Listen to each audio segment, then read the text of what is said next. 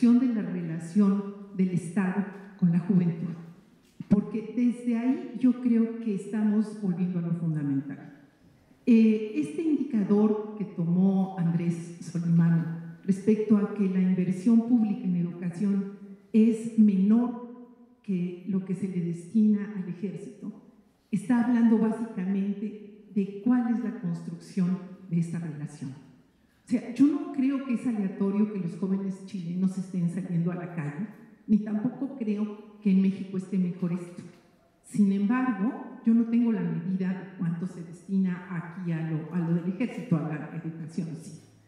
Pero sí me parece que cuando menos los que nos dedicamos a juventud y trabajamos con los jóvenes hispanoamericanos, Chile incluido, una de las cuestiones que está más claro es que los jóvenes chilenos tienen un gran dolor respecto a lo que el gobierno hace con ellos.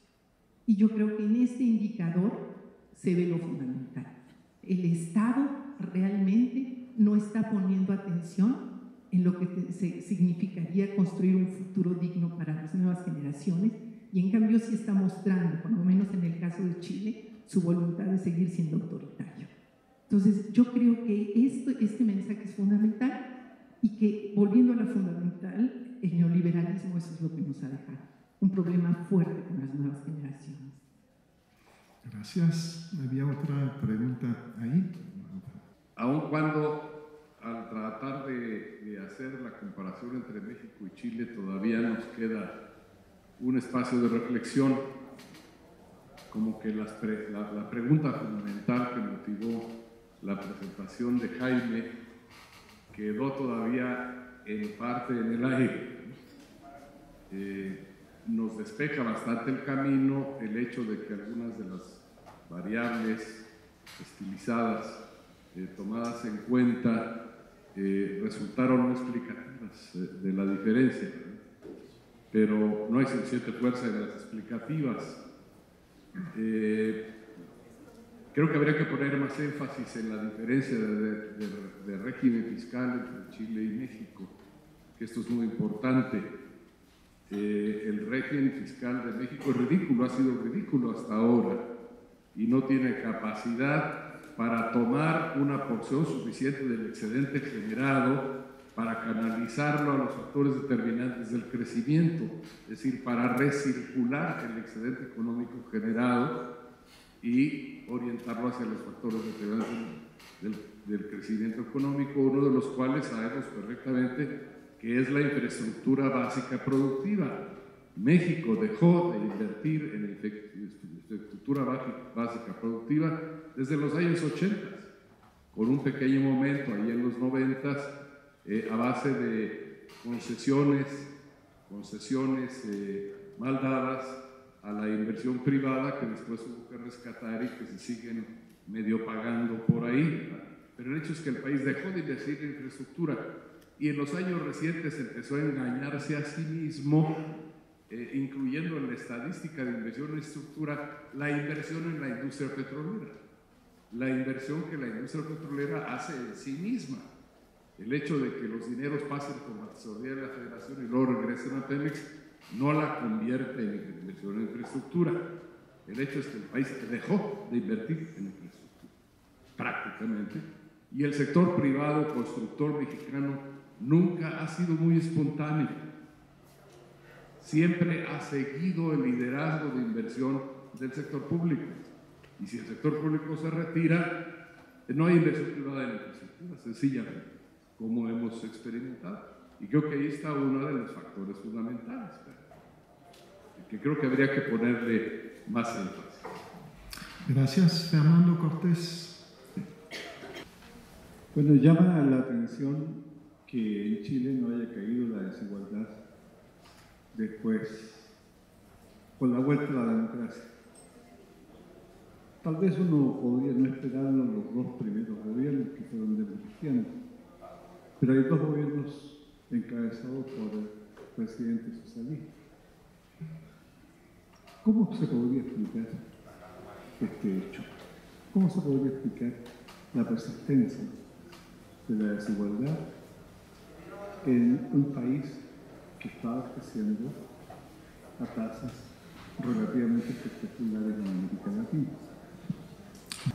Así como me pareció muy pertinente lo que destacó Rolando, la introducción de la variable de China en el análisis, me pregunto si sería pertinente, en el caso del último periodo de México, incluir también la variable de la crisis de seguridad pública como un elemento que puede estar pesando en el desempeño y las implicaciones económicas del país. Se dan datos a veces altísimos de sus implicaciones en el PIB, pérdidas, etcétera. Probablemente fuera pertinente incluir también esta variable en el ejercicio comparativo y en la singularidad de México. Bueno, sí, las preguntas son importantes, algunas no, las respuestas también son complejas. A ver, la primera pregunta sobre los resultados de la elección o el rol del factor social en la preferencia del electorado de la elección del domingo en Chile. Bueno, lo primero es que hay que mencionar, a ver, los resultados básicamente fueron que la candidatura de Michelle Bachelet, que fue básicamente una candidatura de continuidad con los gobiernos de la concertación, aunque ahora la coalición de Michelle Bachelet tiene al Partido Comunista también, como parte de la coalición, que no estaba en los 4 gobiernos anteriores, obtuvo aproximadamente 46% de los votos, pero insuficiente para ser elegida en primera vuelta, porque la legislación chilena requiere que tenga 50 más 1% para ser elegida. Después la candidatura de la derecha, Evelyn Matei, 24-25, que es la más baja de la derecha en los últimos 22 años. Y después vino Marco Enrique Dominami con alrededor de 12-13%. Pero fue una campaña con 9 candidatos. ¿Ya? Y el resto de los candidatos, había candidatos tal vez más de izquierda y candidatos ecologistas y candidatos que no es muy fácil clasificar. Bueno, lo que se dio en la agenda yo diría, con distintos matices, de casi 8 de las 9 candidaturas, excluyendo la de Matei, fue una demanda por reforma educacional, y básicamente fue lo de educación pública, gratuita y de calidad, fue como el tema. Y el otro tema fue derechos sociales, digamos, un poco lo que está en la mayoría de las candidaturas, salvo la candidatura más de la derecha dura, es cómo transitar de alguna manera de un Estado, no sé, neoliberal, en que se ha retirado de la provisión de los servicios sociales en un país de alta desigualdad. Puede haber un problema de causalidad también de la persistencia de la desigualdad, este rol del Estado, hacia un Estado que garantice más derechos sociales.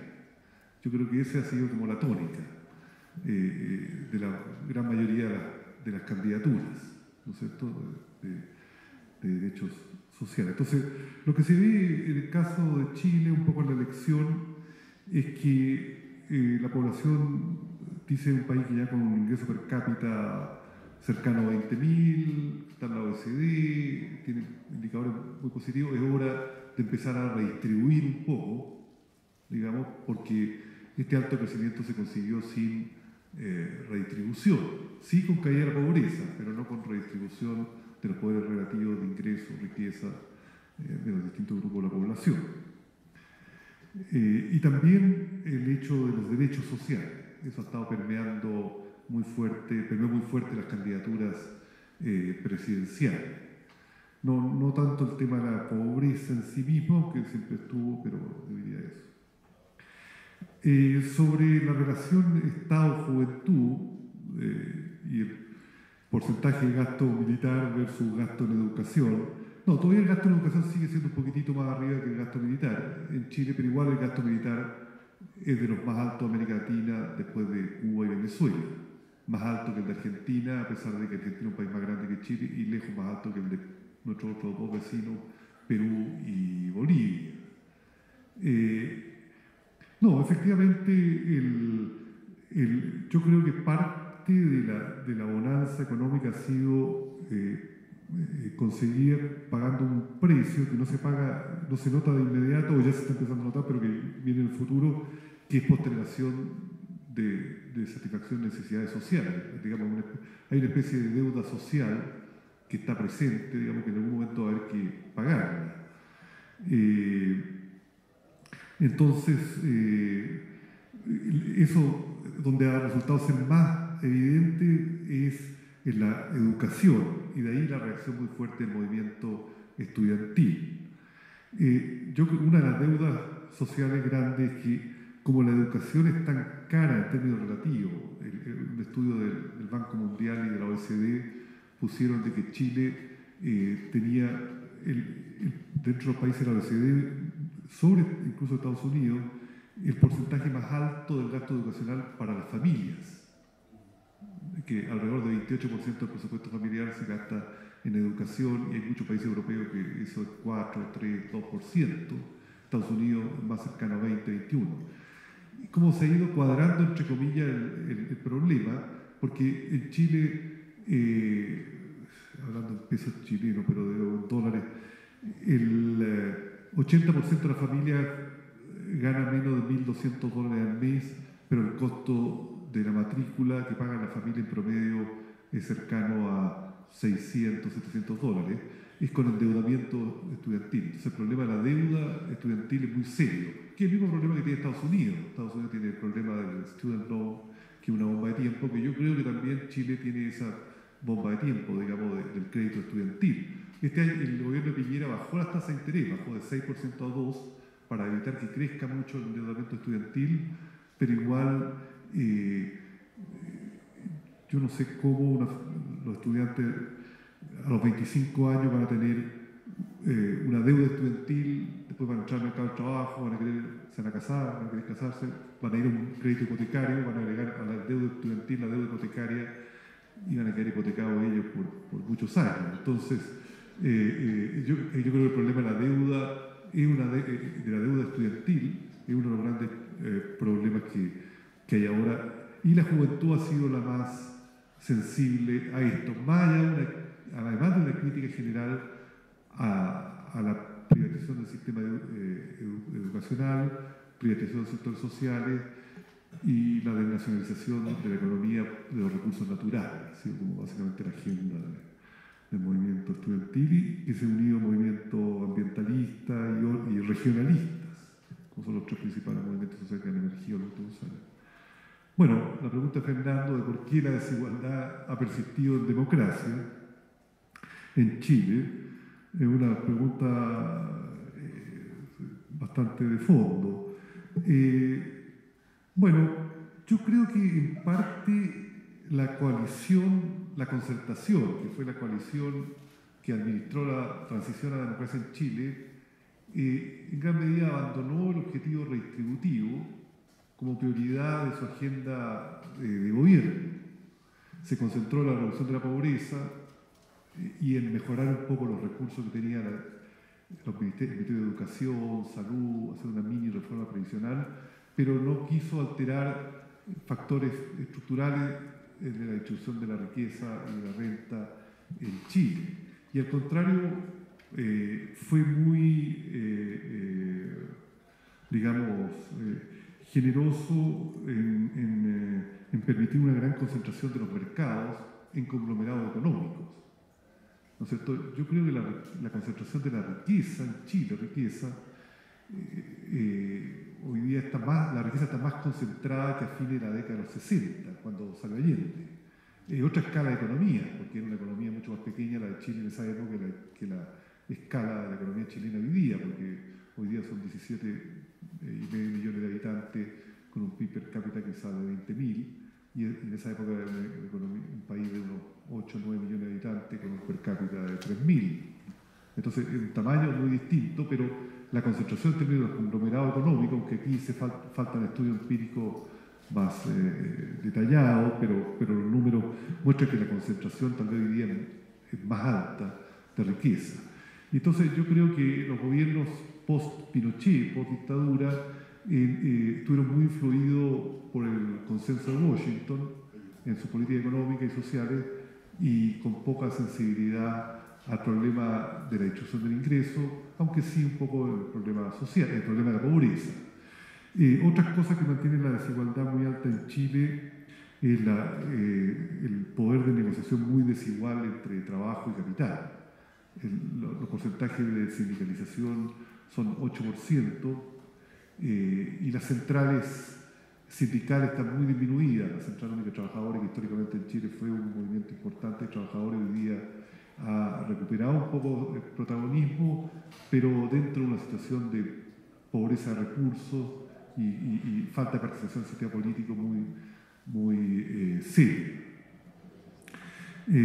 Hay también otra de las reformas de las campañas fue reforma laboral, pero no la candidatura de Bachelet, porque la candidatura de Bachelet ha sido casi, la coalición de Bachelet se está transformando un poco en una especie de peronismo a la chilena, está desde sectores muy conservadores hasta el Partido Comunista.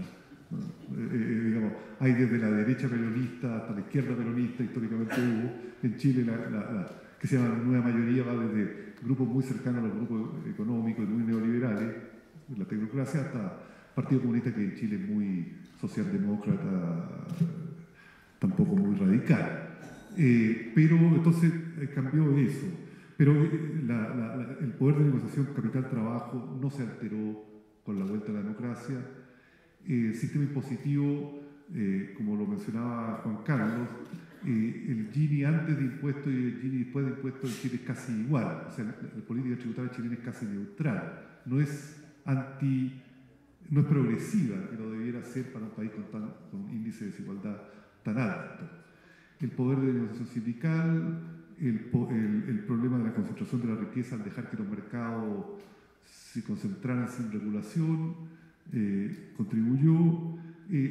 La renuncia al objetivo redistributivo de la coalición de centro-izquierda, que dominó los 4 últimos gobiernos, yo creo que también fue importante. Y también esa cosa que es medio silenciosa de los recursos naturales, que ha sido la desnacionalización y privatización de la gran minería, que le ha restado al Estado recursos, a pesar del boom, para poder mejorar un poco los indicadores de desigualdad. Y por eso yo creo que la deuda social va a ser en educación. Jaime mostraba que Chile tenía un índice bastante alto de capital humano, pero